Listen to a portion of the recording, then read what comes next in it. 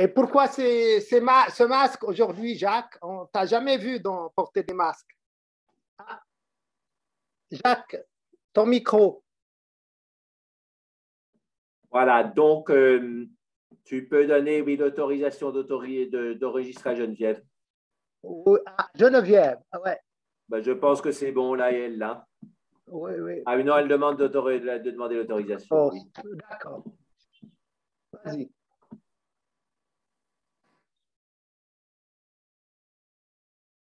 Je te l'ai donné. Oui, c'est ça, je pense. C'est bon, donc là, on enregistre. OK. Donc, avant de commencer, Jacques, est-ce que tu as des remarques, je sais pas, des commentaires sur ce qu'on a fait? Bon, ben, c'est un vaste sujet, mais ce que dit Jung est vrai et l'hindouisme l'a appliqué depuis le début, c'est-à-dire quand il y a un couple divin, c'est plus équilibré. Voilà. Alors, il y a des historiens qui disent que, voilà, au début, c'était la déesse Allat au Moyen-Orient, puis ensuite, il y a un couple divin entre Allah et Allat, et finalement, avec le monothéisme, Allat, c'est-à-dire la forme divine, féminine d'Allah, a été supprimé. Voilà. Et donc, du point de vue psychologique, sociologique, ça a créé un déséquilibre. Donc, j'en ai parlé aussi dans mes écrits et je pense que c'est important et il faut revenir à ça. Donc, et cette possibilité de couple divin. Alors, dans la Kabbale, ils n'avaient pas le droit de parler de couple divin, mais ils ont contourné les choses en parlant, par exemple, du roi et de la reine. Et donc, au fait, c'est Dieu et la déesse, mais comme ils n'avaient pas le droit, ils ont parlé symboliquement du roi et de la reine. Et ils ont dit à peu près ce que disent les théistes qui ont un couple divin. Et qu'est-ce que tu en penses de ce qu'on a lu de Thich Nhat Hanh avec cette réconciliation avec notre... Ouais, il faut se rendre compte que Thich Nhat Hanh est une tradition vietnamienne qui est proche de la Chine. Et donc, ils ont un grand culte des ancêtres. Voilà, hein, il faut toujours être relié aux ancêtres, etc. Voilà. Et donc, je n'ai pas lu son livre en entier. Je le connais un petit peu par titre, mais je n'ai pas lu son livre en entier. Bouddha et Christ, son frère. C'est vrai que les Vietnamiens ont eu à souffrir des chrétiens, hein, parce que les chrétiens ont manipulé la politique pour avoir un gouvernement dans le Sud qui les soutenait, qui soutenait la colonisation. Et bon, ça a certainement attisé la guerre avec le Nord. Et il disait, donc, c'est pas bien ces évêques qui se mêlent de politique et qui veulent essayer de dépasser enfin, qui veulent essayer de contourner quoi, les choses pour et se servir de la religion pour poursuivre le colonialisme. Voilà, mais comme il était en France, donc il était très prudent et voilà, il disait soyez en paix avec votre religion. Voilà, donc est-ce que c'était par diplomatie? Est-ce qu'il les pensait vraiment? Il semblait le penser vraiment, mais il y avait certainement aussi de la diplomatie là-dedans. Et voilà, et donc, et à l'inverse, donc, les missionnaires chrétiens qui essaient de séparer les gens par la conversion de leur propre religion, ils les critiquent aussi à l'inverse, habilement, mais si c'est ce qu'il dit est valable pour les gens d'origine chrétienne en France, on peut l'appliquer contre les missionnaires chrétiens qui essaient de convertir les gens des autres religions. Voilà, donc il faut faire la part des choses. OK, on commence. Donc, la méditation qu'on devait faire la fois dernière, comment activer les zones donc silencieuses ou les zones qui n'ont pas de sensation. إذا نبدأ بتأمل موجه كيف نفعل نحيي ننشط مناطق في الجسد لا إحساسات فيها. Voilà, oui, et j'ai préparé le programme de mes interventions donc, pour les mercredis. Je pense que je voulais passer la dernière fois, mais on va peut-être le renvoyer. Voilà, hein, oui, par email, c'est mieux. Hein? Oui, il va te le renvoyer par email, jeudi, parce qu'elle a relu tout ça. Okay. Et comme ça, il y a un programme jusqu'en septembre. de tous les mercredis. Et donc, on n'aura qu'à le suivre, sauf exception. Et c'est déjà mis dans mon programme sur Internet aussi. On peut le récupérer sur mon site Internet. Ok, qu'elle me l'envoie, c'est Ah oui, ça. d'accord, il n'est pas encore en ligne. D'accord, oui. Enfin, ça va l'être dans quelques jours. Voilà. Okay. Donc, voilà, on va commencer. Jacques, exception lorsque tu seras à l'île de la Réunion, le mercredi. Exception lorsque tu seras à l'île de la Réunion, tu as une conférence le mercredi soir à la mairie de Saint-Denis. Ah oui, là, ce sera difficile. Ben, ce qu'on peut faire, c'est ouvrir la conférence par Zoom. Voilà, pendant l'heure, comme ça, les gens profiteront. Ce sera un peu différent. Hein, mais on ouvrira la conférence par Zoom. Oui, comme ça, vous pourrez suivre quand même des choses que j'enseigne. Voilà, donc on va bricoler quelque chose. Ouais, d'accord, en tenant compte du décalage horaire. Hein? Oui, c'est ça, oui. Oui. Donc on va calculer nos histoires. Voilà. Allez. الآن نبدأ تأملا موجها مع الدكتور جاكفين. Donc on va commencer par le Aum comme d'habitude. كالعادة نبدأ بالأوم.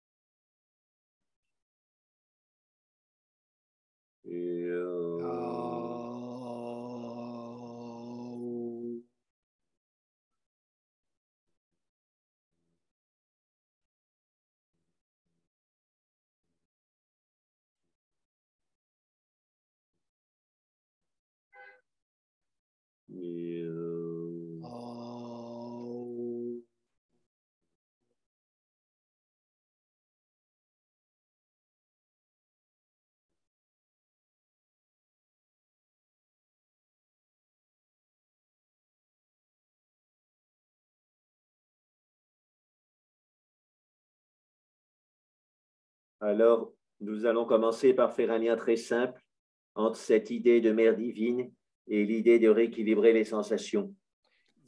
سنبدأ بربط بسيط بين فكرة الأم الإلهية أو مبدأ الأم الإلهية وبين كيف نعاود التوازن إلى الإحساسات. Et donc, quand on est dans le stress, on a des zones qui sont tendues et d'autres zones qu'on ne sent pas du tout dans le corps. عندما نكون في حالة تشنج هناك مناطق أجزاء من الجسد تكون متوترة جدا ومناطق أخرى لا نشعر بها نهائيا. Et par contre, quand on est dans la paix, on a une sensation unie du corps, de l'intérieur du corps et même de l'enveloppe du corps. خلافا لذلك عندما نكون في حالة من السلام الداخلي التوازن يكون عندنا إحساس بأحدية وحدة هذا الجسد جسد موحد وليس هناك من مناطق مضطربة متوترة وأخرى لا إحساسات فيها. Et donc, quand on médite sur la mère divine, on se sent enveloppé et donc on atteint cette unité des équilibrages des sensations du corps, en particulier de l'enveloppe corporelle. عندما نتأمل في الأم الإلهية عندها أيضا نشعر بهذه الحماية وبتقلص وتراجع التشنج نشعر بأحدية هذا الجسد وبالوحدة بين الفكر والجسد. Et donc, maintenant, on sent le corps tel qu'il est avec ses petits stress. الآن نتحسس الجسد كما هو مع هذه التوترات التي فيه. Et on perçoit le plus clairement possible ces déséquilibres, des zones trop tendues à côté des zones insensibles. ونتحسس هذا التوازن بين المناطق المتوترة المتشنجة وأيضا المناطق التي لا إحساس توتري فيها.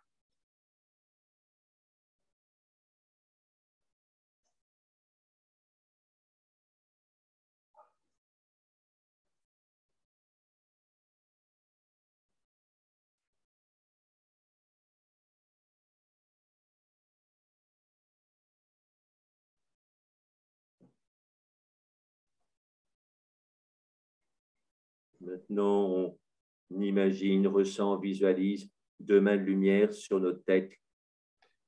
الآن نتحسس يدين نورانيتين على الرأس.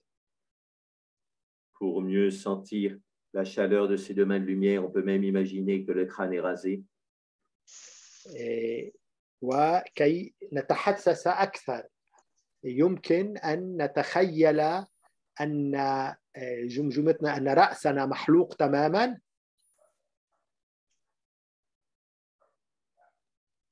Et on fait descendre une sensation de chaleur, de lumière et de joie sur tout autour du corps, comme une douche. إذن ننزل إحساسا بالحرارة بالدفء من الرأس ينزل مثل دوش إلى كل الجسم.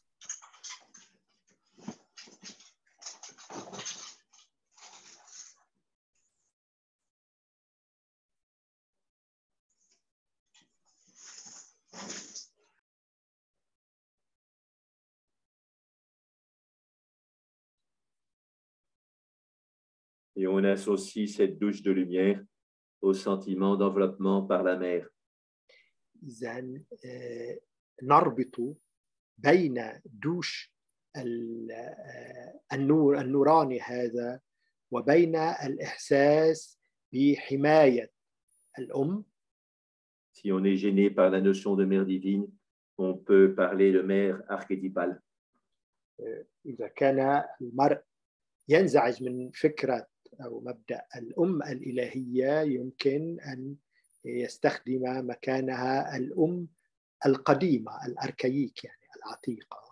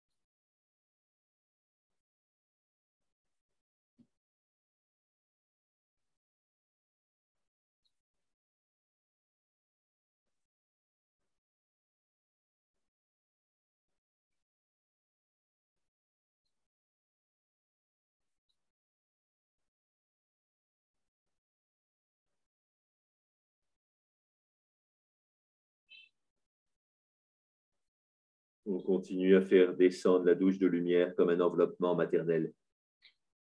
نتابع بأن ننزل نسقط هذا الدوش النوراني وكأنه نوع من حماية للأم.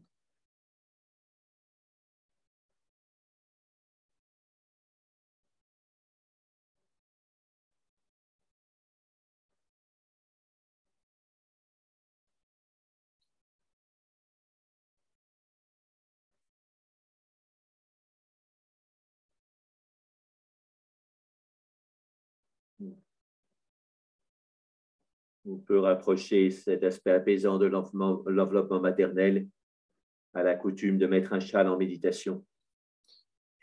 إذن هذه الحماية، حماية الأم، يمكن أن نقربها، نشبهها أيضا بهذا التقليد بوضع شال عند التأمل.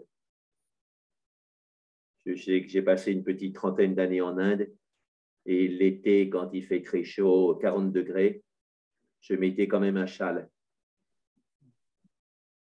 قضيت في الهند 30 سنة، وحتى في الصيف عندما تكون الحرارة جد مرتفعة كنت دائما عند التأمل أضع شالا علي.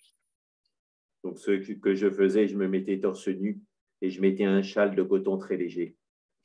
إذن كنت أضع شالا قطنيا خفيفا جدا، ولكن لا يعني دائما أحافظ على هذا التقليد.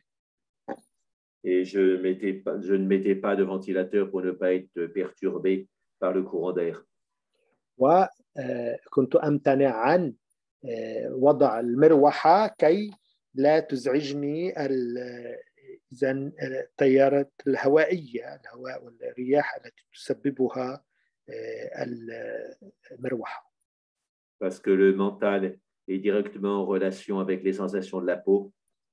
لأن الفكر هو على اتصال مباشر مع إحساسات الجلد. Et si les sensations changent tout le temps, le mental changera tout le temps. وإذا كانت هذه الإحساسات تختلف وتتغير كل وقت، فأيضا الفكر سيتغير وبالتالي يضطرب. Alors, on peut même aller plus loin dans cette explication. يمكن أيضا أن نذهب إلى أبعد من ذلك في هذا الشرح. La plupart des gens ont tendance à faire des fixations sur des choses négatives. إذن أكثر الناس عندهم ميل أن يركزوا على الأمور السلبية. Alors, pour eux, aller à la plage en maillot de bain avec le vent de la mer qui change constamment les sensations du corps, c'est plutôt mieux. مثلا الذهاب إلى البحر بالمايو يحسون إحساسا جيدا يعني بهذه التجربة. Mais par contre, si on fait une concentration positive, à ce moment-là, le fait d'avoir du vent et sur la peau mettra en miettes cette concentration positive et ce sera plutôt une régression.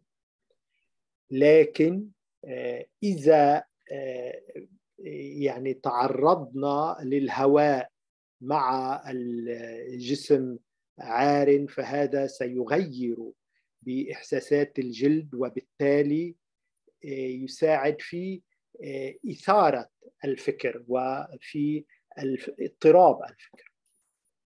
Donc, dans le premier cas, le vent sur la peau est un avantage, dans le second, un désavantage. في الحالة الأولى الهواء يكون مساعدا، ولكن في الحالة الثانية التأملية يكون الهواء عائقا.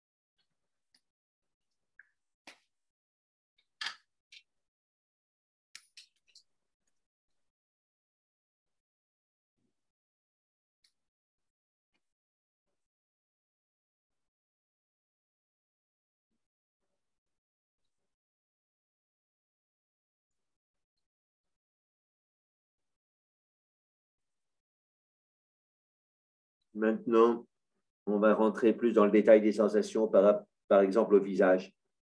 الآن سندخل أكثر في إحساسات الجسم ولا سيما إحساسات الوجه. Donc, on sent où sont les tensions dans le visage. On peut commencer par le front, par exemple. نتحسس توترات الجسم الوجه.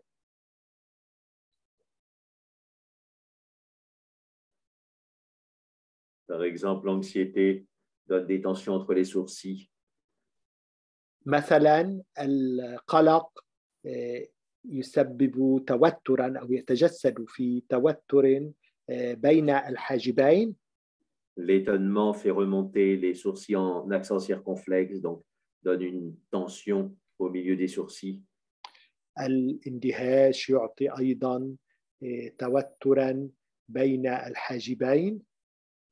L'apaisement, la mise à distance met l'énergie à l'avant des tempes. الهدوء السلام الداخلي يعطي أيضا إحساسا بالهدوء والسلام في الوجه وبخف التوترات.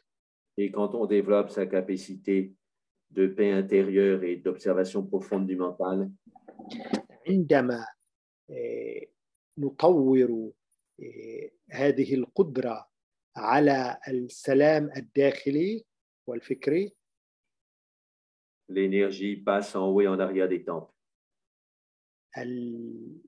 الطاقة تمر إلى الأعلى. Donc, on sent ces transferts d'énergie et on essaie de stabiliser l'énergie en haut et en arrière des temples. نتحسس هذه الطاقة ونحاول أن نثبتها. Par exemple, on inspire, on expire en haut et en arrière des temples. Des temples. شهيق ودفير من الأعلى.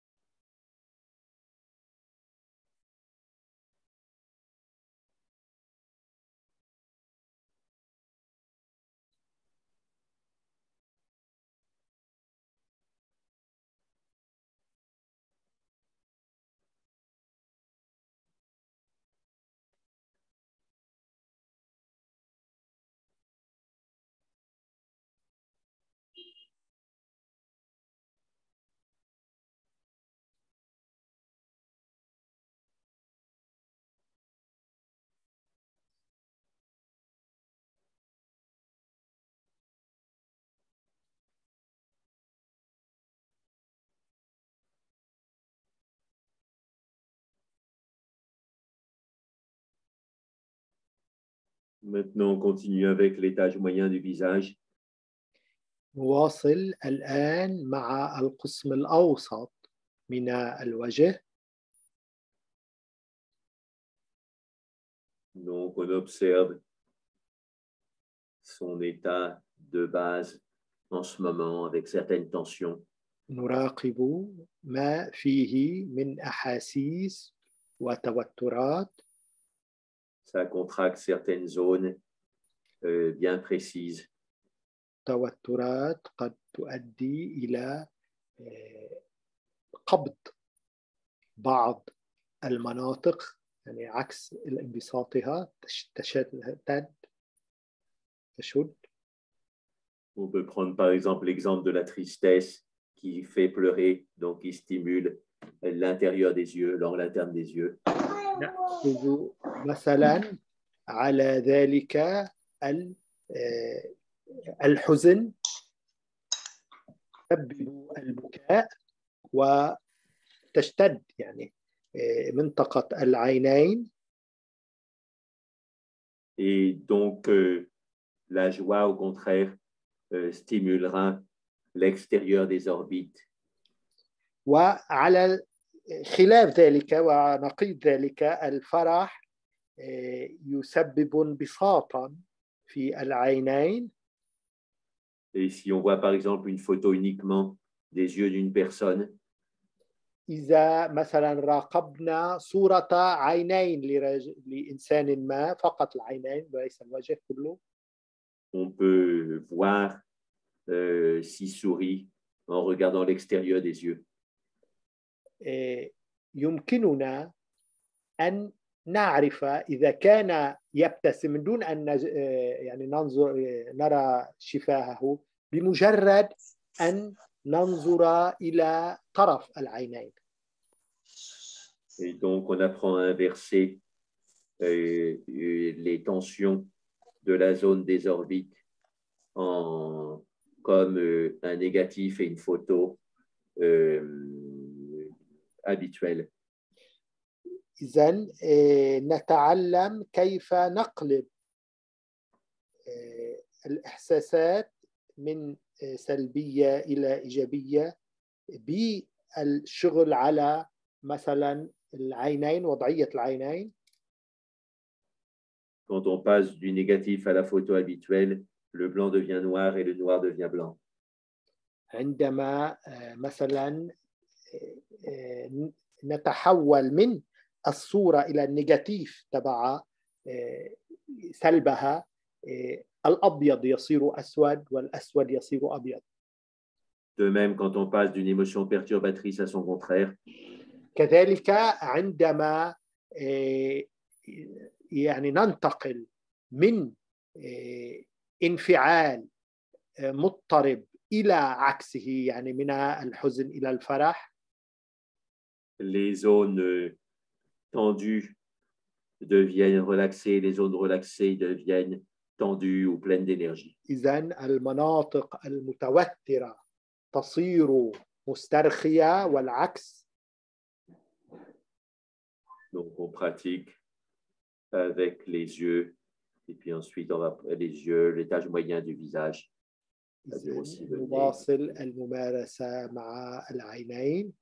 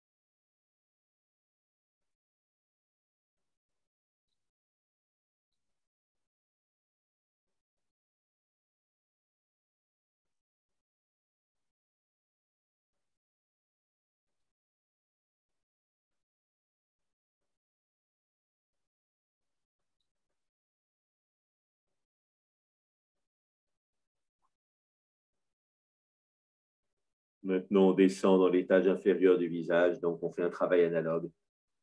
ننزل الآن إلى القسم الأسفل من الوجه ونواصل هذا الشغل, هذا العمل بقلب الإحساسات, نقلبها. On sent assez facilement que des obstacles comme l'avidité ou l'aversion créent une tension dans les mâchoires. يمكن أن نلاحظ بسهولة أن الجشع مثلا والطمع, بعض الانفعالات السلبية تسبب توترا في الفكين ولا سيما في الفك الأسفل. Mais on sent, non seulement on sent la détente des mâchoires, mais on se demande où va l'énergie quand les mâchoires se détendent. نتحسس ليس فقط استرخاء الفكين ولكن نتساءل أين تذهب الطاقة عندما يسترخي الفكان. Peut-être qu'on sentira qu'elle va vers le haut du cou, vers les côtés du cou. قد نشعر أنها تذهب إلى أعلى الرقبة ou même vers le haut et l'arrière du cou. أو إلى خلف الرقبة.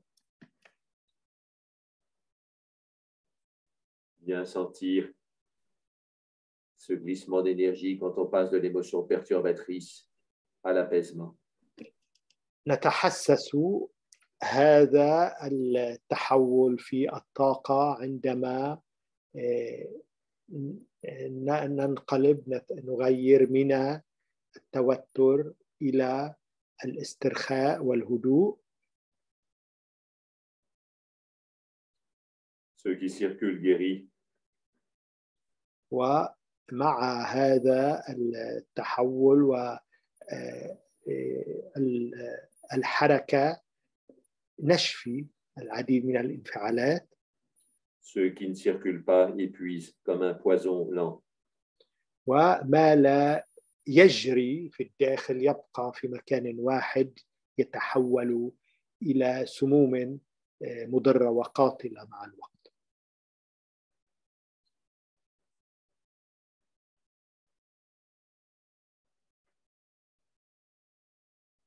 Ananda Mayi faisait un jeu de mots en sanskrit hindi entre deux termes importants.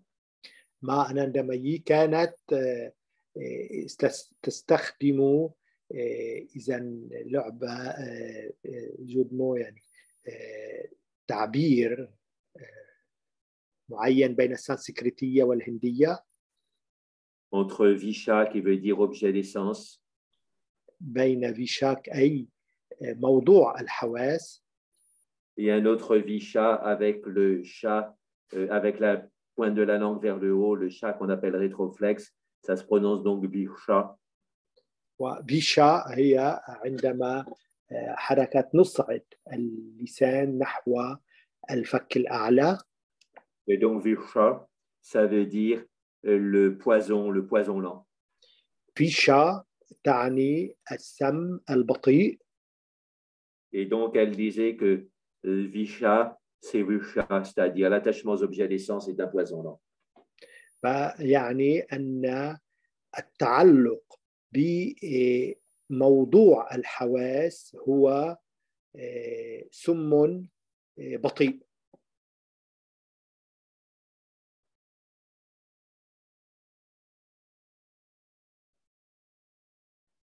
C'est un poison lent parce que ça correspond à des fixations qui épuisent notre énergie. إنه سم بطيء لأنه نوع من التركيز الجمود تجمد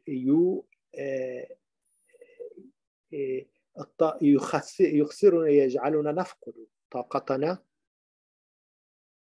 Comme un petit tronc, comme un petit trou au fond d'un seau d'eau. مثل تماما في كعب سطل ماء. ثقب.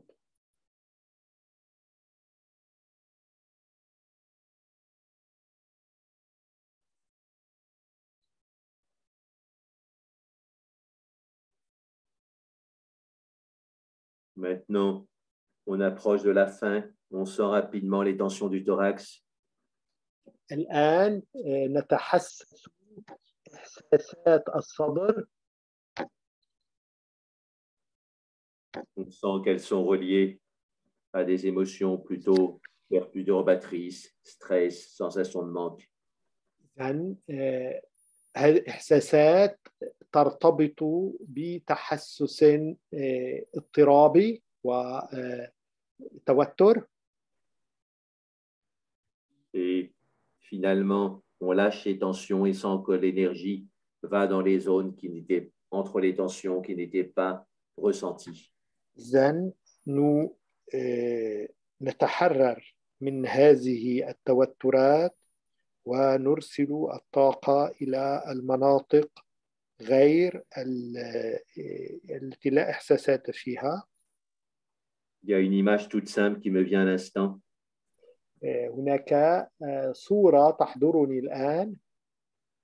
Imaginez une assiette creuse, une assiette à soupe avec des glaçons. إذن تخيلوا صحنا للحساء للشوربة يكون مفرغا وعميقا. Au début, les glaçons font des bosses. وبداية إذا كان فيه قطعتي ثلج تكونان نافرتان في البداية. Mais quand les glaçons fondus, l'eau produit une surface bien plate, bien régulière. ولكن عندما تذوب هاتان قطعتان الثلج يصير الماء على مستوى واحد. Donc, si on travaille sur cette image dans toutes les parties du corps, on fera des progrès considérables. إذا اشتغلنا باستخدام هذه الصورة في كل أنحاء الجسد يمكن أن نحقق تطوراً مهماً.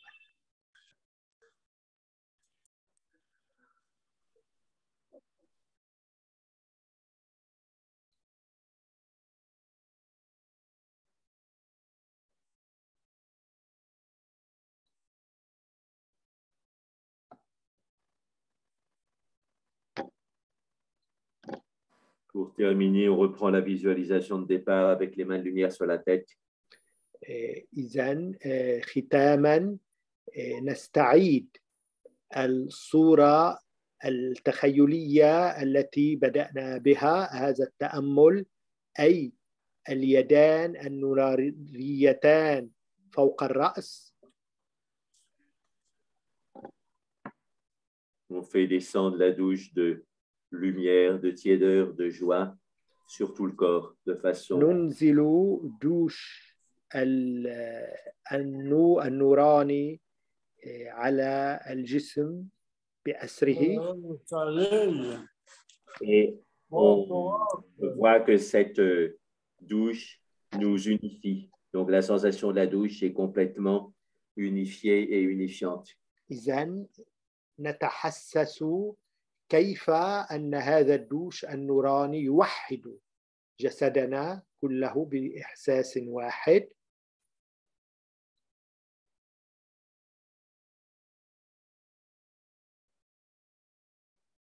C'est à la fois très concret et très métaphysique parce que c'est le retour à l'un, à l'unité. إنه في الوقت عينه جد محسوس وواضح وأيضا ميتافيزيقي لأنه دعوة إلى الوحدة الاتحاد مع الذات.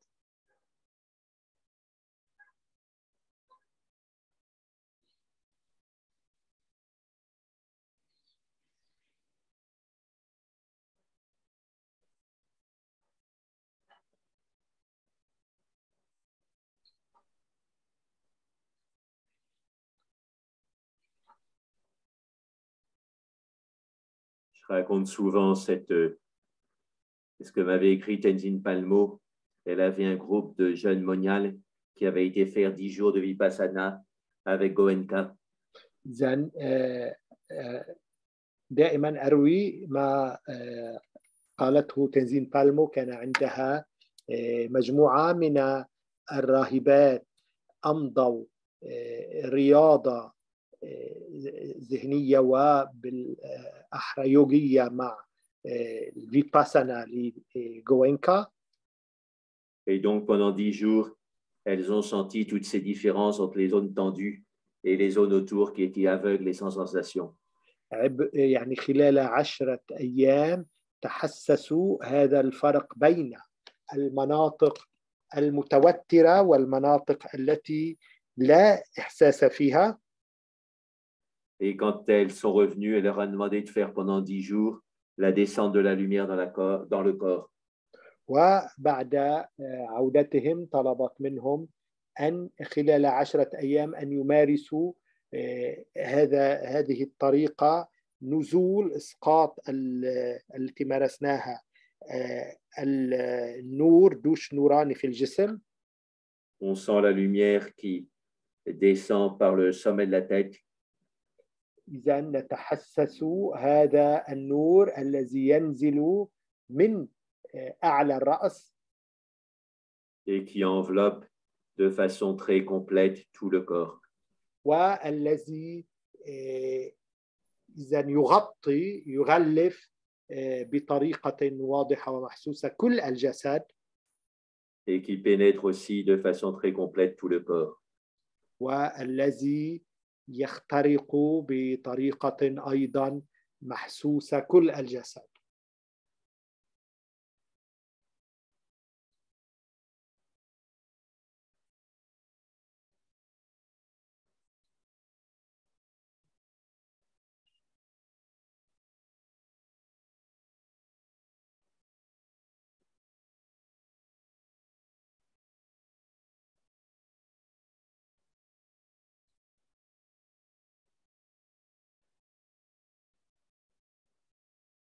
Maintenant, on imagine qu'il y a un gong au centre du front. الآن نتخيل غونغ يعني طبل كبير بالطريقة البوذية على في مركز وسط الجبين. Et quand on inspire, on fait monter le marteau pour frapper le gong. وعندما نأخذ نفسا نصعد المارتو الذي يعني نضرب فيه الغونغ. Et quand on a le poumon plein, on frappe le gong. وعندما يكون الصدر ممتلئا الرئتان ممتلئتان نضرب هذا الطبل هذا الغونغ. Et sur l'expiration, on fait le aum qui se confond avec le son du gong dans notre perception. وعلى الزفير نردد داخليا الأوم التي تتوحد تتماهى مع صوت الغونغ. Et on est particulièrement attentif à ce que le son du aum nous enveloppe complètement. ونبقى متنبهين لأن صوت هذا الغونغ يوحد داخلنا تماما. C'est comme un collant de yoga ou un body, comme on dit de temps en temps. مثل زانبورغ يستخدم في اليوغا. Inspire, montez au centre du front. Expire, le aum. إذن على الشهيق نصعد نحو وسط الجبين وعلى الزفير الأوم مع صوت الغونغ.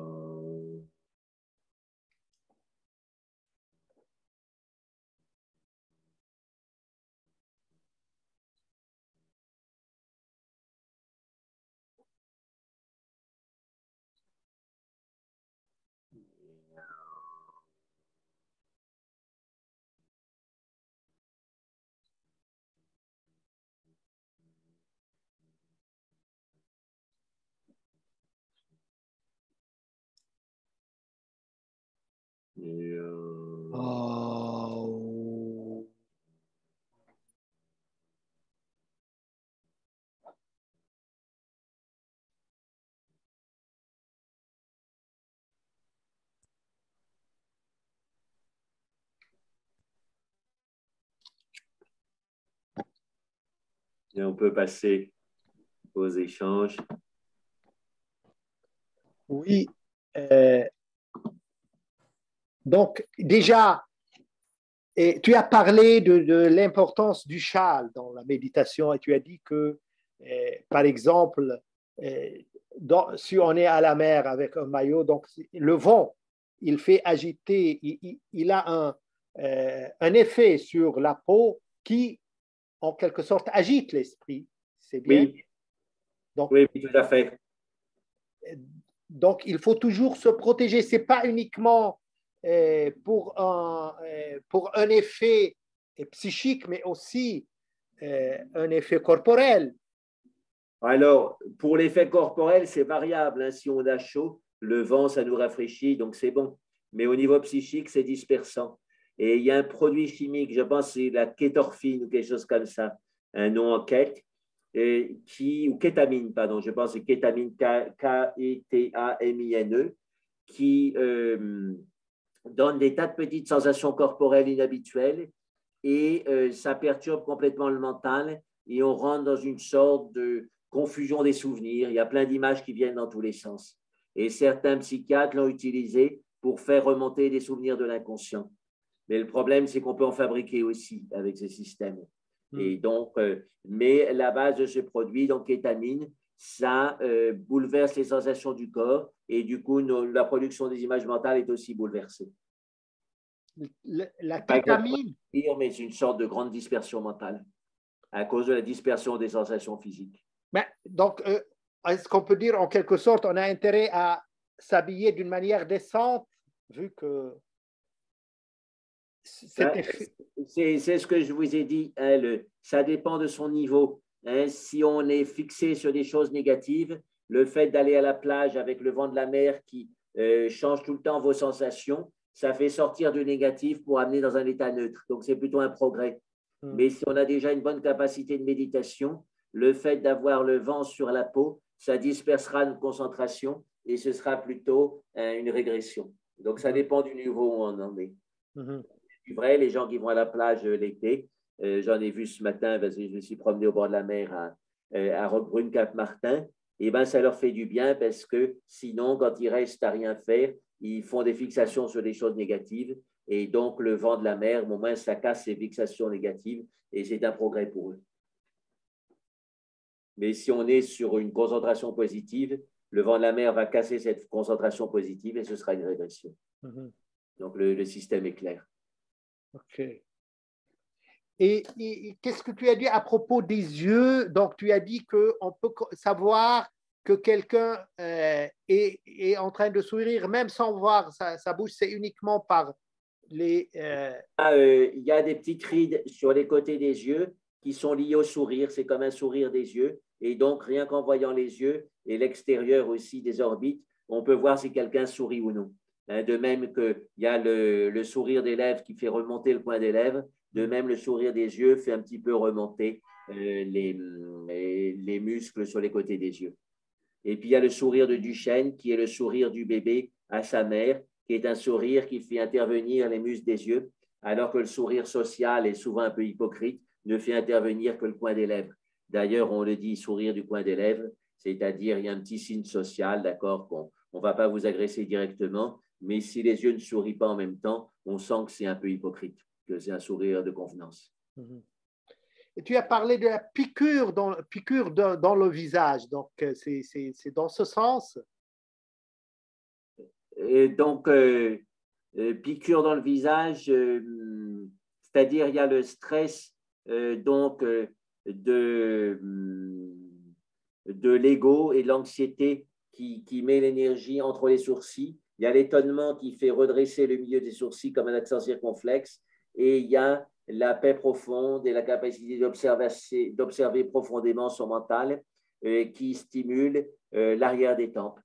Voilà, donc ce sont des zones qui correspondent à des états mentaux. Et donc, l'idée, c'est de passer d'un état mental perturbé, à un état mental d'apaisement et dans l'idéal, l'observation apaisée. La différence de l'apaisement et l'observation apaisée, c'est que l'apaisement, ça peut tomber dans la somnolence, alors que l'observation apaisée, il y a une vivacité de l'esprit. On est dans la paix, mais il y a une vivacité d'esprit parce qu'on observe.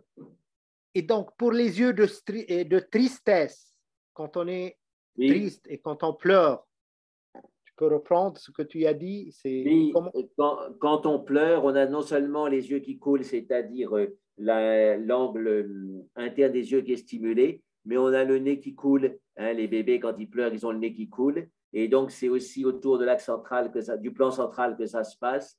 Et on fait une moue avec le menton. Hein, on rétracte la houppe du menton. Et c'est aussi donc une tension sur l'axe central. Donc, on a des liquides qui sortent et une tension autour de l'axe central. Et il faut ajouter ça à la tension entre les sourcils qui est reliée au mécontentement, l'anxiété, la colère aussi. Voilà, donc la ligne médiane antérieure du visage est stimulée par ces émotions perturbatrices comme tristesse, frustration, irritation. Et donc, l'idée, c'est d'aller sur les côtés du visage. Et on retrouve ça au niveau du tronc aussi. Hein, la ligne médiane du tronc passe par la base du cou qui est reliée à l'anxiété, la base du thorax, c'est-à-dire le plexus qui est relié à l'anxiété, et la base de l'abdomen, c'est-à-dire la zone pubienne qui est reliée à la sexualité et souvent à l'anxiété aussi. OK.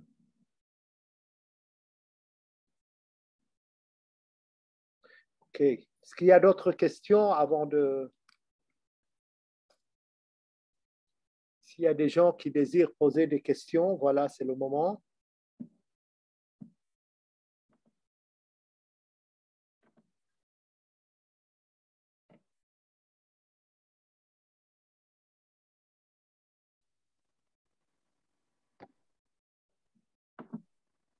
Ben.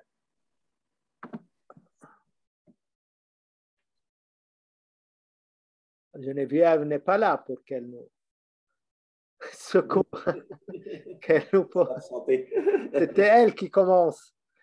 Oui. Question du public. C'était une belle traduction, hein, son poème sur Marie. Ah. On va le conserver, hein, et puis là, pouvoir la diffuser. Parce que oui, mais toi, finalement, tu as chamboulé toute l'idée de Thich Nhat Hanh en disant il a écrit tout un livre, tu dis qu'il a dit ça par diplomatie. Là, c'est vraiment un peu trop, là, tu as trop. Va falloir lui faire des tests psychologiques. Cette idée, elle est très, et moi, je la trouve très importante et elle m'a été très, très chère. D'ailleurs, je l'ai vécu avant que je lise Thich Nhat Hanh, que si on est en rupture avec notre propre tradition, il y a un déséquilibre à l'intérieur.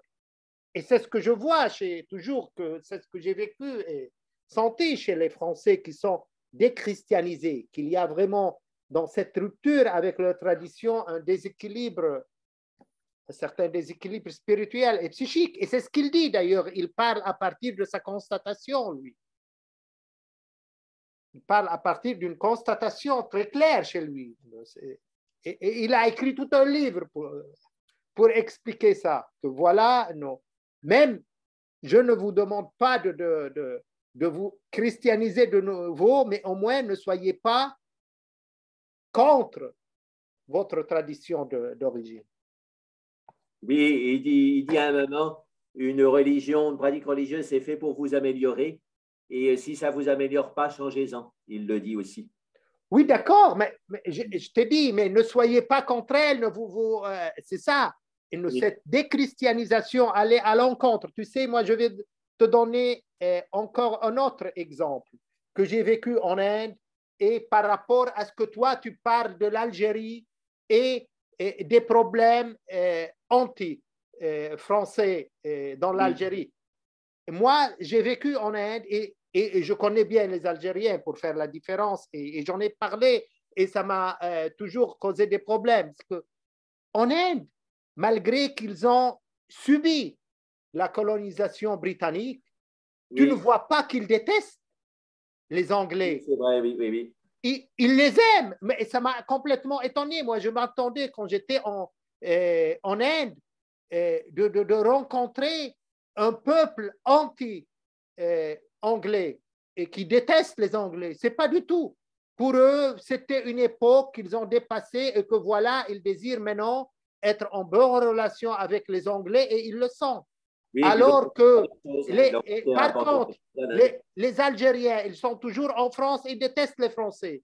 Ils ne peuvent pas sortir de cette haine et tout le temps, ils te racontent la révolution de demi-million de personnes et ils ne font que régénérer la haine et toujours la haine. Donc, voilà, c'est ça, je crois que l'essentiel du message de Thich Nhat Hanh, que vous pouvez changer, vous avez toute la liberté de changer votre tradition spirituelle, mais ne soyez pas contre et à avoir toute cette haine. C'est exactement comme ont les Algériens vis-à-vis des Français, c'est ce que ont les Français vis-à-vis du christianisme. C'est exactement la même chose. Oui, c'est la même haine. C'est la même haine.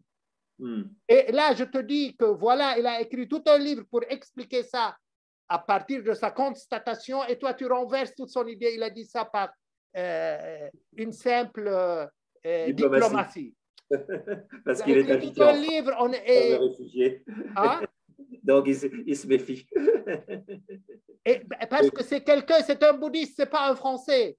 C'est un bouddhiste qui est éduqué et formé dès son enfance à l'amour. Même si quelqu'un l'offense, il continue à l'aimer. Et c'est ce qu'il a fait d'ailleurs pendant la guerre de Vietnam avec l'Amérique. Et on l'a aussi reproché qu'il était pro-américain. Mais ce n'est pas ça. C'était ce message dont Tenzin Palmo elle-même, elle a parlé une fois. Ce message d'amour. Alors, il y a aussi le fait en Asie, on a un culte des ancêtres. Voilà, donc il faut de toute façon respecter ses ancêtres. Ça fait partie des valeurs confucianistes aussi. Mais justement, il a dit que quand il dit c'est beau, et nous-mêmes, quelqu'un qui est contre le christianisme, il peut avoir son grand-père ou son arrière-grand-père qui était un bon chrétien, donc, et qui lui a transmis cette graine, il a dit, cette graine énergétique du Christ et de l'énergie du Christ. C'est beau ce qu'il a dit, c'est vraiment énergétique et à un niveau très profond. Voilà, on va voir Régine, qu'est-ce qu'elle pense. Il disait, si on a une tendance dévotionnelle, c'est mieux de rester dans sa tradition parce que la dévotion, elle est très inscrite dans la culture. Mais si on est dans la non-dualité, à ce moment-là, on peut dépasser sa culture. Voilà, il faisait la distinction entre les deux. Je pense que Thich Nhat Hanh avait un aspect dévotionnel assez marqué. Ouais.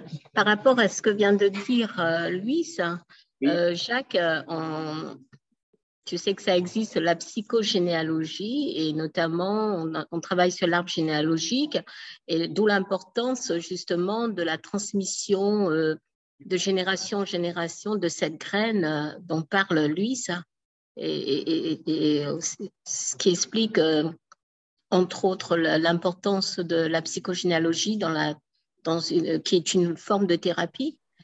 Oui, mais alors la psychogénéalogie, ça marche dans les deux sens. Hein.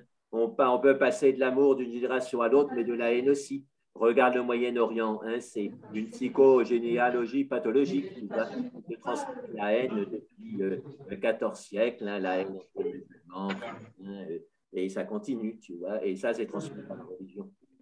Si il n'y avait pas de religion, il n'y aurait pas cette haine. C'est un problème profond, hein, c'est pas si simple.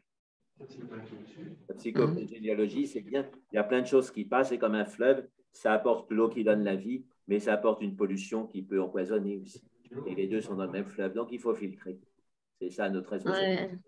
Oui, d'où dans les démarches thérapeutiques en psychogénéalogie, il en découle quelquefois un besoin de déprogrammer tout ce qui est de l'ordre de l'atavisme et qui n'est pas en faveur de l'évolution de l'être humain, en faveur de son évolution spirituelle et son évolution humaine, d'où le besoin de déprogrammer certains caractères ataviques. Ça rejoint ce que tu viens de dire. Oui, il y a aussi la question être contre sans connaître, et ça, c'est de l'ignorance. Hein, voilà. Je suis contre quelque chose, mais je ne le connais pas. Il faut avoir une connaissance de base. Et pour avoir une connaissance de base de quelque chose, il faut avoir une sympathie de base aussi. Voilà, donc tout ça, ça se tient. Hein, il y a des gens qui disent je suis contre ci, contre ça, mais qui n'y connaissent rien. Donc ça, c'est de l'ignorance. Moi, j'aurais une question, si vous permettez, une seule.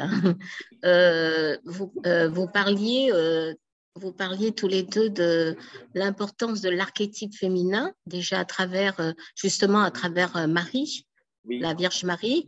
Et qu'en est-il, parce que moi j'ai un ami que tu connais, Yves Dumas, qui est d'éducation religieuse, de protestantisme, le protestantisme.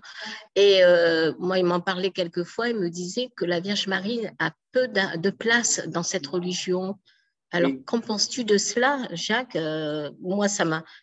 Voilà, c'est vrai que pour moi, c'est gênant. Quand il a dit ça, je me suis dit, bah, c'est une religion qui n'est pas pour moi. Voilà, d'emblée. On peut critiquer les protestants en disant que ce sont des intégristes monothéistes, c'est-à-dire effectivement, la Bible a quand même pas mal éliminé le féminin, le Coran aussi, le christianisme sous forme orthodoxe et catholique l'a remis à l'honneur. Et donc, la réaction protestante, c'est un intégrisme, on revient à la base, soi-disant pure, du Dieu purement mâle. On peut voir ça comme un intégrisme. Et le Coran aussi, quand ils ont décidé de lapider les couples adultères, et ils ont dit on revient à la vraie loi de Moïse. Il y a eu une décadence. Et donc, en lapidant les couples adultères, c'est-à-dire en refusant la liberté de l'amour, ils étaient dans un plein intégrisme, mais pour eux, c'était fondamental. Ils se sont construits là-dessus. Voilà. Alors, de Marie, c'est une forme, à mon avis, d'intégrisme et ça ne fait pas forcément de bien. Alors, bon, oui. Il faut nuancer parce que les pasteurs étaient mariés et donc un pasteur marié a dans sa vie la présence féminine sans doute plus qu'un prêtre. Donc, voilà, il faut nuancer. Oui, d'ailleurs, c'est assez paradoxal puisque les pasteurs protestants, ils se marient, donc d'où l'importance de la femme. Dans leur vie, et en même temps la Vierge Marie a peu de place dans le dogme du protestantisme, les dogmes. C'est paradoxal de ça, Vijanda l'expliquait, parce que c'est un peu comme dans le tantrisme, le vrai tantrisme, l'homme projette la mère sur la femme et donc comme ça il peut sublimer sa sexualité. Donc les pasteurs, on peut supposer qu'ils n'ont pas à sublimer leur sexualité puisqu'ils ont une sexualité habituelle, mais les prêtres ou les moines si. Et donc, pour eux, le culte de la Vierge Marie est d'autant plus important. Bon, on peut quand même être marié, avoir un culte pour la Vierge Marie, de même que les Bengalis mariés ont un grand culte pour la Mère divine. Voilà, mais disons donc, pour des moines, sublimer la sexualité à travers le culte pour la déesse est très important. Et à l'inverse, pour les femmes, sublimer la sexualité à travers un Dieu père ou un Dieu masculin est important aussi. Enfin, donc, quoi qu'il en soit. Les pasteurs mariés et mis en cause le culte de la Vierge Marie, parce que quelque part, ils n'avaient pas moins besoin que les prêtres de sublimer leur sexualité. Oui, tu parles pour les pasteurs, mais pour les pratiquants de cette religion, il y a un manque. De par le fait que l'archétype féminin n'a pas beaucoup de place, il y a un manque, il n'y a pas un équilibre. Il n'y a pas d'équilibre. Relatif dans le christianisme et au Moyen-Âge. Donc, dans le christianisme occidental, la Vierge Marie s'est développée lentement et c'est au Moyen-Âge, avec Saint Bernard, l'amour courtois, que la forme de la Vierge Marie a été très importante. Alors, il y a quand même la critique. Il y a une féministe américaine qui a fait un livre, The Myth of Mary, et je l'ai lu et il est très intéressant. Et la grande thèse est simple. On dit, en parlant de vierge et de mère, ce qui est impossible concrètement, on met les femmes chrétiennes, en particulier catholiques, devant une impossibilité. Et donc, qu'elles soient vierges, à ce moment-là, elles ne sont pas mères. Si elles sont mères, elles ne sont pas vierges. Et donc, de toute façon, elles sont coupables. Et en les culpabilisant fondamentalement, on les soumet. Patriarcat. Intelligence. Et donc, il y a cet aspect critique donc, à propos du culte de la Vierge Marie. Et pareil, la mise en avant du silence de Marie et de son oui, c'est-à-dire de sa soumission, est un modèle pour des femmes soumises dans une civilisation patriarcale. Mais c'est tellement ancré qu'on s'en aperçoit même. Le sais-tu que Jean-Yves Leloup a écrit l'évangile de Marie, Jacques. Oui, à partir d'un évangile apocryphe, oui, c'est ça. Je pense que je l'ai lu à un moment, mais je me souviens plus très bien du contenu. Ouais, c'est une bonne chose, hein, oui. Quoi qu'il en soit. Oui. Et puis, la remise à l'honneur de Marie-Madeleine dans une certaine forme de catholicisme moderne répond aussi à valoriser plus la femme dans le christianisme. Voilà, lui donner. Donc, avec Marie, c'est la mère. Avec Marie-Madeleine, c'est peut-être l'amante de Jésus. Bon, évidemment, le pape ne sera pas d'accord, mais il y en a qui pensent ça. Et donc, c'est revaloriser le couple dans l'enseignement du Christ. Voilà. Donc, c'est aussi derrière la réinterprétation des histoires ou peut-être des légendes, je ne sais pas, il y a des besoins d'évolution de la société. Ça, c'est clair. Si ce n'est, c'est l'amante de Jésus, si ce n'est l'épouse de Jésus. Ben oui, c'est ça. Ben, il y a Moati, notre ami Yves Moati. Il a écrit un livre. Évidemment, l'évêque de la Réunion ne devait pas être content. On va sortir un certificat, les archéologues vont trouver un certificat du mariage de Jésus gravé dans la pierre. Ce sera la preuve. Et il est même question que Jésus a eu des enfants avec Marie-Madeleine. Eh oui, oui. Là, ça s'aggrave. On va couper la conversation, je pense, oui, ça, parce que ton oncle prêtre ne serait pas content, là. Ouais. Tout ça, c'est des mythes. Comment peut-on voir des gens comme Mahananda Mayi, comme Chandra Swami, qui ont déjà observé une continence complète alors qu'on renie que le Christ pourrait l'avoir? On a devant nous des exemples de continence et de chasteté. Oui. Donc, c'est ça la mentalité occidentale normale, parce qu'elle est complètement obsédée par le sexe. Elle n'arrive pas à pouvoir imaginer qu'un être comme Jésus peut-il avoir une vie de chasteté complète. Et devant nous, on a plein de sages actuellement qui l'ont vécu. Bah, oui, toi-même, tu l'as vécu en tant que chaste. Pourquoi tu ne peux pas à ce moment imaginer que le Christ l'était? C'est très simple. L'argument, c'est que les enseignants, donc les rabbins, à l'époque du Christ, étaient tous mariés. Voilà, donc ça, c'est un argument. Oui, mais même si c'est un argument, le Christ avait une autre. Il est issu de la tradition essénéenne qui était une tradition stricte de moines. Les Essénéens ont vécu en tant que moines 2 siècles avant Jésus-Christ. Ils ont gardé cette tradition à l'époque de Jésus-Christ et après lui. Donc, on dit même qu'ils ont été influencés par les bouddhistes, peut-être. Oui, peut-être. Donc, il y avait une tradition de chasteté. Même quand j'ai parlé de Rabi al-Adawiya, avec toute la pression qu'on a et qu'on refuse cette chasteté, cette vie de non-mariage dans l'islam, avec Rabi al-Adawiya, avec les soufis, on la voit, elle était très claire. Donc, une fois, toi, tu as dit que je ne peux pas accepter ces religions qui nous obligent de se marier, comme si quelqu'un qui est chaste non marié, il est en quelque sorte une exception ou il oui, c'est une forme de totalitarisme. On n'a pas le choix, c'est le totalitarisme. Voilà, donc cette chasteté, cette vie de chasteté, on peut la voir, elle est aussi naturelle que le mariage. Hein, ça fait réagir Luis, là, hein, tu avais raison, hein, Jacques. Il aurait fallu couper alors. Hein. Que Dieu soit loué. Non, mais parce qu'on raconte des conneries sur le Christ que Marie-Madeleine. Il n'y a aucune base historique de ce qu'on raconte. Aucune base. Elle a lavé ses pieds avec ses cheveux. Ouais. C'est un peu. D'accord, mais c'est écrit dans l'Évangile et c'est clair, et ce n'est pas dans une intention ni dans une dimension sexuelle. Arrêtons que. Même jusqu'à maintenant, on voit les gourous en Inde, on leur lave les pieds quand ils arrivent chez nous. Et c'est tellement fréquent que ça se fait chaque jour. Donc, Et ça n'a aucun, on ne voit pas mais on veut toujours impliquer une dimension. C'est rigolo. Comme autrefois, j'ai lu, par exemple, un livre sur Gandhi et ce fameux auteur, pour se faire considérer, il accuse Gandhi d'être un homo.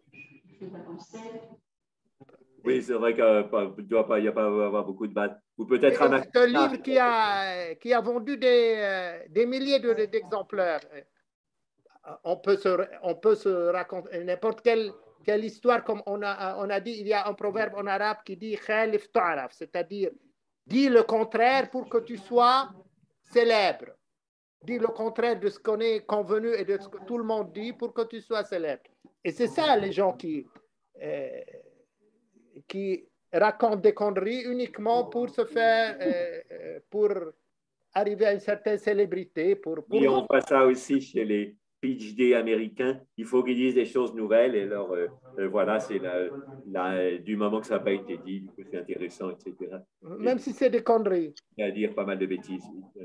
Ils veulent dire des choses nouvelles. Voilà. Voilà.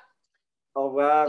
À la semaine prochaine, on a trop tardé aujourd'hui. Jacques, est-ce qu'on organise Bouche Parage pour mardi? C'est le premier mardi du mois. Oui, on organise. Tu lui dis, hein? Voilà. Ah oui, il y a le lundi prochain qui sera aussi, et donc on aura une nouvelle leçon. Tu es là, tu es disponible? Je terminerai mon stage, donc on peut dire que je serai disponible. Oui, tout à fait. Donc, comme d'habitude, c'est le premier lundi du mois de juin et on aura donc une leçon comme d'habitude le lundi. Très bien, 17h30 et Bouche Parage 19h le mardi. Voilà. Et il y a Zoom ce week-end, Jacques? Alors, samedi. Ce week-end, où est-ce qu'on en est? Non, il n'y a pas Zoom, hein, on relâche pour 2 semaines. 2 semaines sans Zoom. Instagram. Voilà, à bientôt. Au revoir.